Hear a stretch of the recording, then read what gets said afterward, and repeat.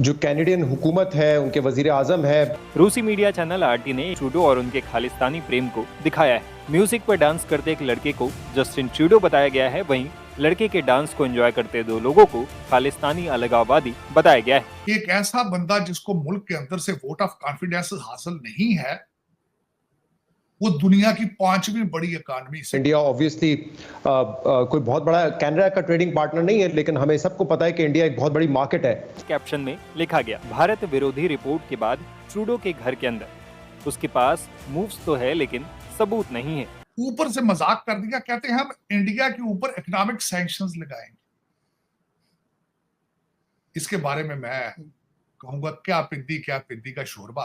मामले को लेकर रूसी मीडिया ने कनाडाई पीएम जस्टिन ट्रूडो की आलोचना की है।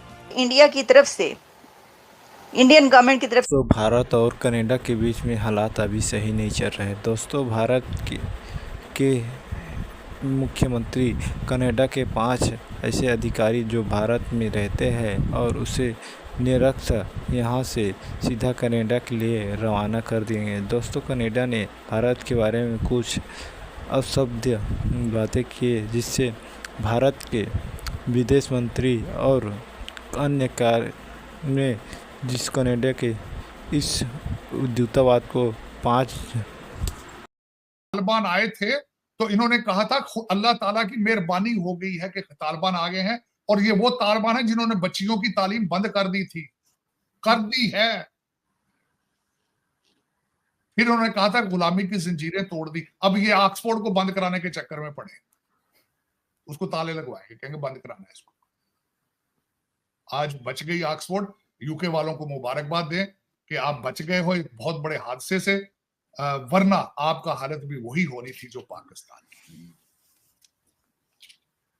सर, मीडिया का तो आप बिल्कुल ठीक कह रहे हैं, बुरी हालत है। कोई किसी पार्टी का है, कोई किसी पार्टी के लिए काम कर रहा है। वो जर्नलिज्म तो रही नहीं पाकिस्तान में। लेकिन सिर्फ जर्नलिज्म तो, मैं जर्नलिज्म का तो मैंने एक आपको मिसाल दी है ना, कि जब पकड़ने के लिए आते हैं तो वो फौरन जाके प्रेस क्लब में बैठ जाते हैं, हम तो जर्नलिस्ट हैं भाई। हालांकि वो जर्नलिस्ट, वो तो एक्टिविस्ट है। लेकिन मुझे ये बताए, जज भी तो यही कर रहे हैं ना। बताए ना, फलान डिपार्टमेंट में ये नहीं हो रहा, आपके हर डिपार्टमेंट में यही हो रहा है। आपकी एस्टेब्लिशमेंट भी डिवाइडेड है, आपके अदालतें जुडिशरी भी डिवाइडेड है, आपका पाकिस्तान डिवाइडेड है भाई। एक सूबा कह रहा है कि हमने हमला करना है पंजाब के ऊपर, पंजाब और आपके एक सूबे ने हमला कर दिया है, बल्कि अली अमीन गंडापुर ने तो हमले 2 दफा किए। उसने तो अटैक किया ना, जिस तरह में शाह अब्दाली अटैक करता था उस तरह उसने अटैक किया। और दूसरा सूबा बलोचिस्तान है, वहां पे पंजाबियों के शनाख्ती कार्ड दे के मारे जा रहे हैं। बिल्कुल। और उसके बाद पहले ग्वादर के एयरपोर्ट, या तो मजा तब आता ना कि इस चीनी प्राइम मिनिस्टर को आप ग्वादर लेके जाते ना वहां पे करने। इससे आपने तो ये किया कि चाइना के अंदर ही उसका इफ्तिताह करा लिया। इस्लामाबाद में खड़े होकर ग्वादर के एयरपोर्ट का इफ्तिताह किस तरह होता है भाई? चले, लेकिन वहां ले जाने की हिम्मत नहीं होगी ना इनकी कि वहां कैसे लेकर जाए। मैं यही तो कह रहा हूं कि इसको बचाएं। पाकिस्तान को, पाकिस्तानी लोगों से मेरी अपील है, अगर कोई है वहां पे, मुझे तो खैर नजर नहीं आता, मेरे ख्याल में सारे भाग भूग गए हैं पाकिस्तान से। अगर पाकिस्तान के अंदर कोई पाकिस्तानी मौजूद है तो उसको बचाने की कोशिश करें, उसको बचाने की कोशिश करें। लेकिन सर, यहाँ पर तो जो बात की जा रही है कनाडा को लेकर और भारत को लेकर, तो उसके बीच में तो कहीं ना कहीं अमेरिका की इन्वॉल्वमेंट भी बताई जा रही है।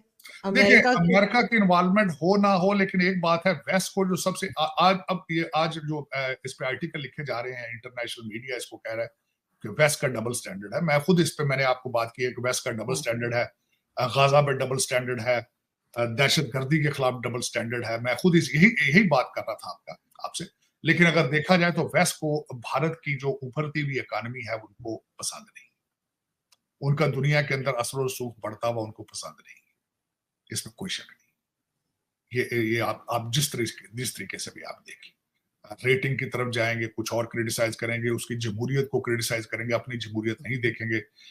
और दूसरा, वेस्ट का सबसे बड़ा जो तरीका वारदात पिछले 50 सालों से था, after the second world war, human rights को सामने रख के डेमोक्रेसी को प्रमोट करने के चक्कर में, फ्रीडम को प्रमोट करने के चक्कर में इन्होंने सारी दुनिया तबाह कर दी। ये ड्रामा था, बहुत बड़ा टोपी ड्रामा था। आज आप अगर देखें डबल स्टैंडर्ड इनका, इराक की हालत देख लें आप, ये जमहूरियत देने गए थे, ये उनको लिबर्टी देने गए, फ्रीडम देने गए।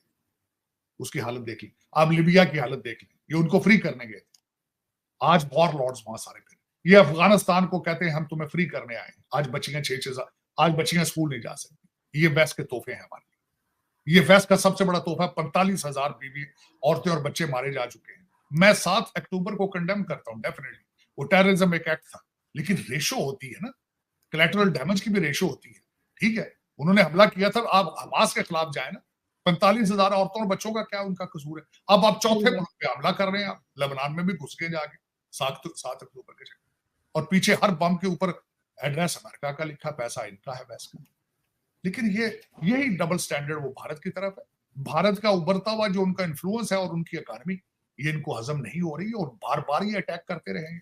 ये अब तो ये कमजोर हो चुके हैं ना बहुत ज्यादा, वरना ये रोक लेते हैं भारत को, किसी और तरीके से तंग कर लेते। ये भी एक तरीका है इनका। यहाँ पे निकल आएंगे सर, भारत निकल आएगा इस प्रॉब्लम में से, कनाडा वाली में से, आपको लगता है? ये कुछ भी देखे ना, मैंने आपको पहले बताया, इस वक्त भी पाकिस्तान की तरह ट्रेड की जरूरत जो है वो कनाडा को है। अब मैं उसकी मिसाल देना चाहूंगा, 3 चीजें इस वक्त जा रही हैं कनाडा से।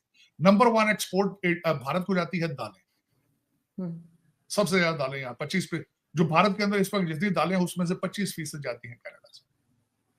आज अगर ये इकोनॉमिक उसको देना बंद करेंगे, वो ऑस्ट्रेलिया से कहीं और से दालें ले लेंगे, लेकिन खुद भूख से मर जाएंगे। अपने फार्मर क्या उगाएंगे? आलू उगाएंगे यहाँ पे। दूसरा पोटास है, यहाँ से एग्रीकल्चर के लिए पोटास जाता है, उसके खाद में बनता है, वो यहाँ से होता है।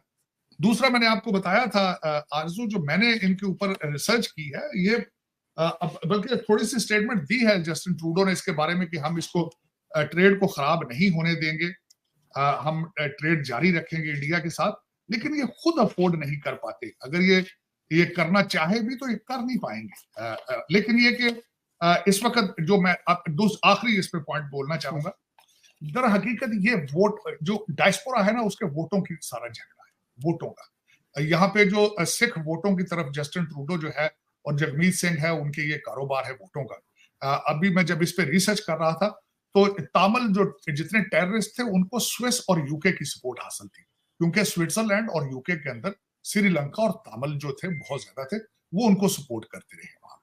लेकिन ये तरीका गलत है, बहुत गलत, कि आप अपने चंद वोट हासिल करने के लिए किसी दूसरे मुल्क के इंटरनल मैटर्स के अंदर इंटरफेयर, ये सब कंडेमेबल, अच्छा रवाज नहीं है।